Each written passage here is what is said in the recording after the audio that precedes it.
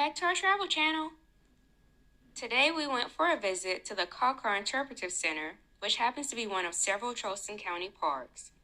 The Caw Caw Interpretive Center is located in Ravenel, South Carolina, which is a small town in the outskirts of Charleston, South Carolina. Admission for this park is only $2 per person. It features over 6 miles of trails, elevated boardwalks through wetlands, along with thousands of naturalized tea plants from a 20th century tea farm. It is a former 18th and 19th century rice field and was once part of several rice plantations and home to enslaved Africans. It is also now a member of the National Park Service's National Underground Network to Freedom program. Please enjoy this video of our beautiful actual walk through Serenity.